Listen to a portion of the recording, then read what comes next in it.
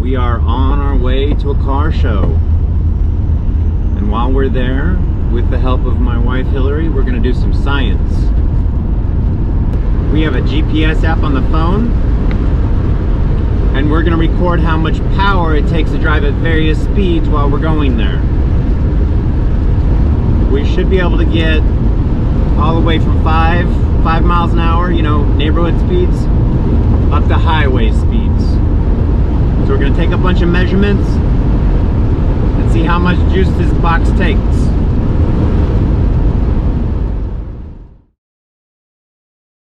Alright, we made it to the car show. We're going to go find some cool cars and take a look at them.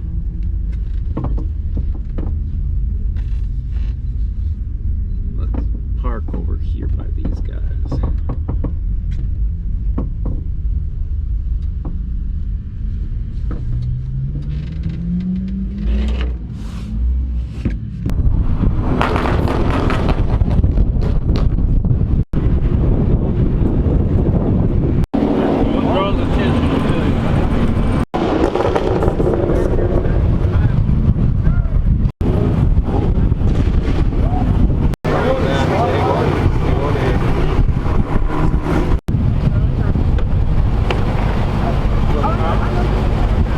Dude, I love the doors.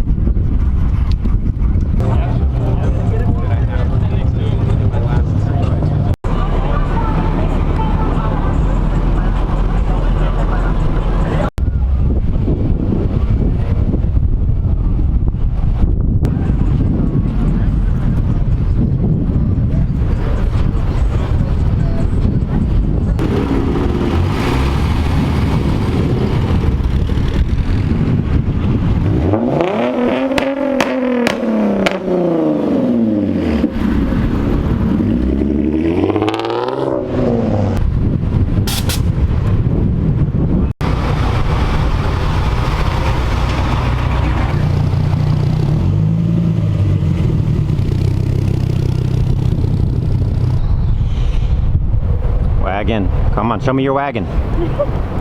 Show me your wagon. Say hi, baby.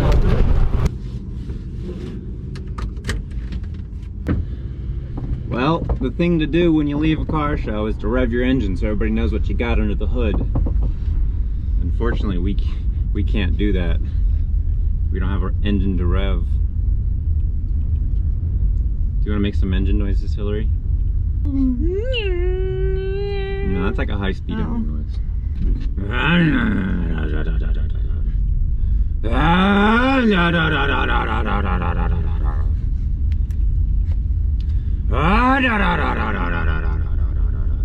Look at this guy. I want to see these guys rev. They're the anti-revvers. Nah.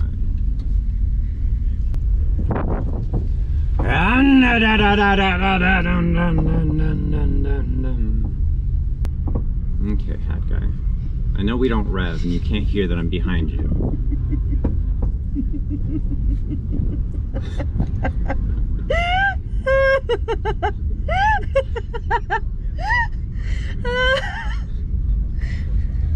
Stealth attack.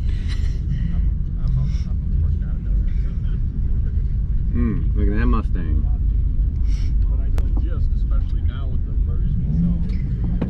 Nobody can hear us going. That's the problem. Okay, back home, we're gonna do some science. Let's do this. Science. This guy wants to race. That car show was really that was small compared to last month. New Year's Eve got people. Nobody wanted to wake up for coffee.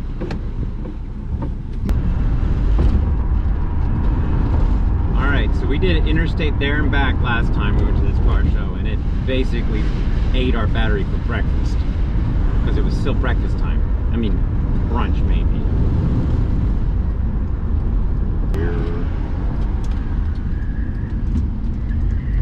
Alright, here we go. Interstate speed test.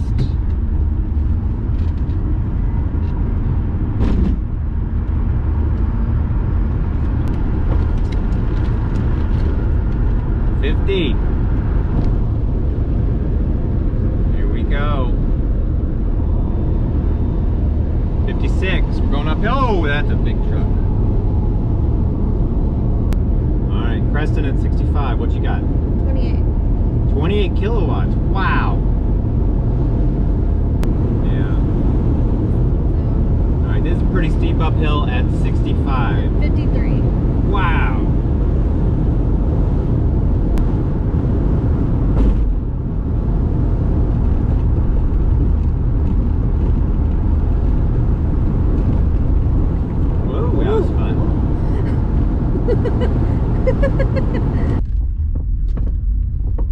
Alright, we did it.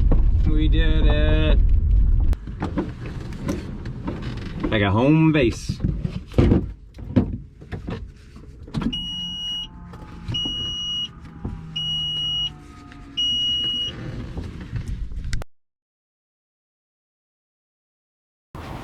Well, that was a fun car show, don't you think, Zach? Yeah, it was a little lacking in presence this time around. I think maybe there were still some people with the, what we call it? New Year's resolutions kicking in. The New Year flu. New Year flu? Okay. New Year flu. The weather was perfect though, so like they don't have that excuse. I forget what the weather was like. It was nice. I was in like I was in my green flannel. Zach was there, I promise, even though he wasn't in any of the shots. Yeah, so I didn't get to help with the charting of power consumption. I had all three of my children, and I had to take them down there separately. So. But we do have the results to show you, and they're going to be here on the screen. Pause for dramatic effect. And if you know anything about reading charts, you can see that there's an aerodynamic wall we hit at about 45 miles an hour. We've gone through the effort of coming up with a scale model, a scientific device in order to visualize the aerodynamic efficiency of our vehicle. Of the vehicle. As you can see here, this almost matches one-to-one the aerodynamic characteristics of the Vanagon. It's about right. It is indeed a brick. See, when air hits the vehicle, it flows very unsmoothly and wants to stop it. Yeah, but that's okay. It's made for going, you know, below 45 miles an hour and driving around the city. That's exactly what we wanted, and that's exactly what we got. But I think when I pick my car, I'm going to pick something at least slightly more aerodynamic. A Prius. So let's take a look at this chart again, because I think it is a little interesting. And I think what we're going to do is prepare some completely unscientific error bars in order to show you what we're kind of looking at, kind of what at least my eye sees. You can kind of see here at what, 25 miles an hour? We got a pretty tight use of power. Those are our error bars, I'd say. And then 30, it kind of moves to the right. And then, let's say 35 moves a little bit further. Yeah, what do you think, Zach? Some science. And then 40, we're gonna draw that one. Something like that. And taking a look, there's a big jump at 60. There's a big jump at 60 because that's when we started taking measurements again.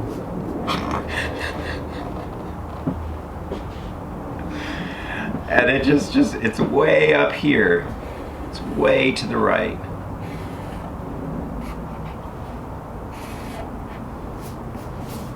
And you can see we're just fighting. We're just fighting at aerodynamics. I heard somebody say that like at 45 miles an hour, that's when you start putting more power into overcoming the air resistance rather than going forward.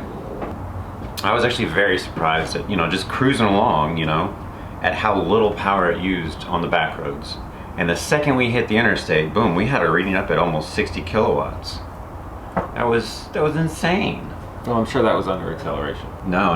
Okay, so all of our readings, for clarity, were at a constant speed, at the road speed, on flat ground. We didn't take any uphill readings, we didn't take any downhill readings. We excluded those.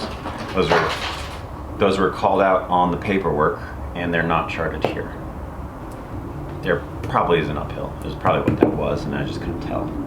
But yeah, so that's it. That's the power consumption. I know there were a couple people asking about what kind of juice it takes to push this thing down the road, and there you go. That's the chart you wanted to see. You could take this data and extrapolate it down into range numbers if we wanted to. I think we would probably need a little more data. You're not going to get a lot of accuracy out of one data set. It's also very dependent on the driver too. Like, let's say Zach was driving. Range goes down when I drive. Yeah. Lots of hard acceleration when Zach drives. It's more fun that way. Well, that's another one in the books, guys. Thanks for tuning in. We very much enjoyed having you. And this is our first episode for 2022. We're going to resume our 2-week schedule, and we should be back again the next episode with some brake booster action. So that'll be exciting. Until then, guys, be good people.